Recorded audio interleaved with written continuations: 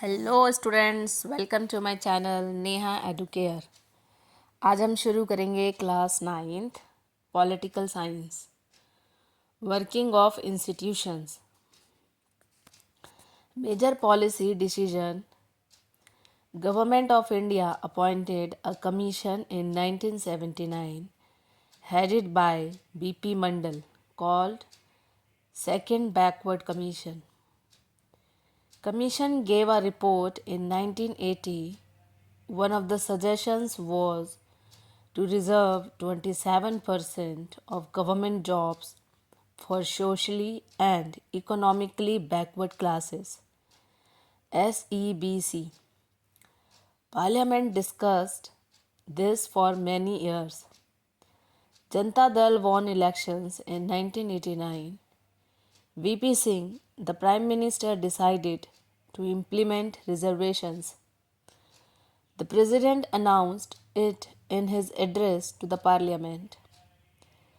On 6 August 1990, the Cabinet decided to implement and the Prime Minister announced it in both houses of Parliament.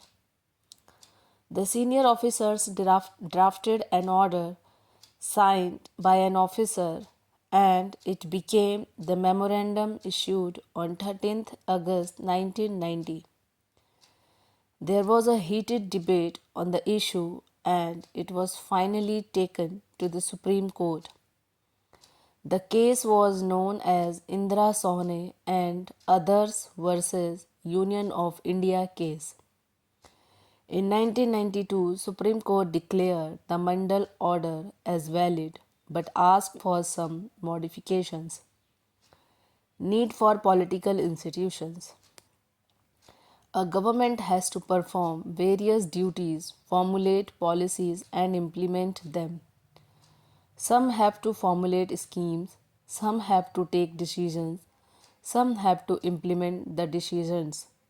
Hence, the need for institution to do all the above.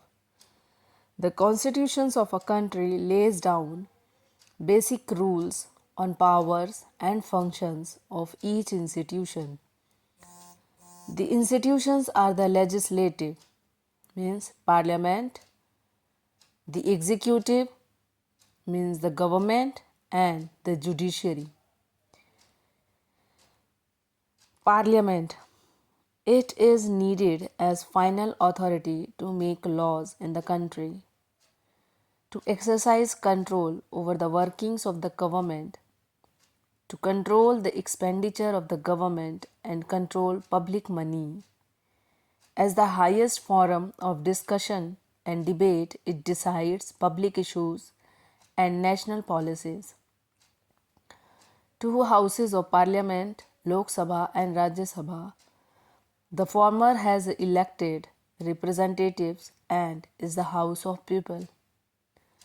The Rajya Sabha, elected by the elected members of each state assembly, is called the Council of States. Lok Sabha is more important in money matters, control over the executive, has more members. Rajya Sabha is more important in matters concerning the states. Lok Sabha is elected for a period of 5 years. The Rajya Sabha is a permanent house with 1/3 members retiring every 2 years. The term of each member is for 6 years. Political executives. The President, the Prime Minister, and his Council of Ministers and the civil servants form the executive. The political executive consists of political leaders elected by the people who act on their behalf and are responsible to the public who elected them. They take all the decisions, understand the overall picture. The second category is called the permanent executive, consisting of civil servants. They help the political executive in carrying out the day-to-day work. They are experts but do not take the final decision. Prime Minister has three kind of ministers to help him. First, cabinet ministers, second, ministers of state, and third, deputy ministers. The Prime Minister's position is supreme. He chooses his cabinet and his decision is final, except in a coalition government where he has to listen to other party members.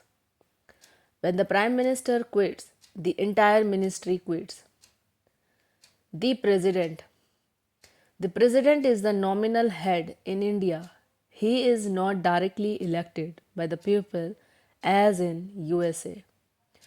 All the members of parliament and members of the state legislatures elect him. Since he is elected indirectly, he does not have the same powers as the Prime Minister.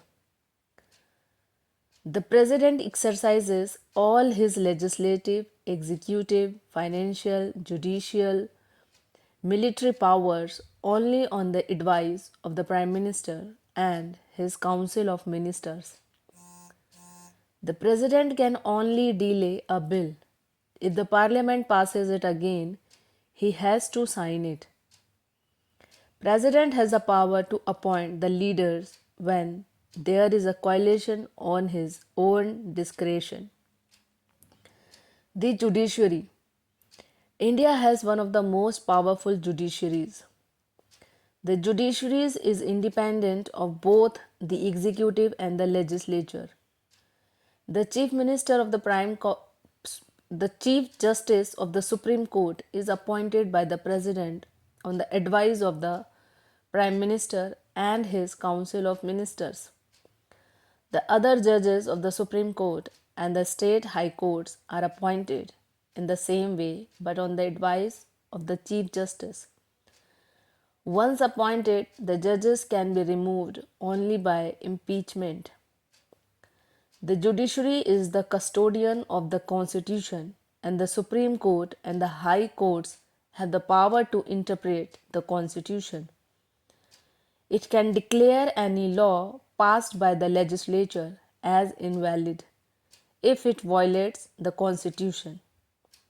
It safeguards the fundamental rights of the people of India and checks malpractices and misuse of power by the executive or the legislature. Thank you. अगर आपको video पसंद आता है तो मेरे channel Neha Educare को like share and subscribe करें।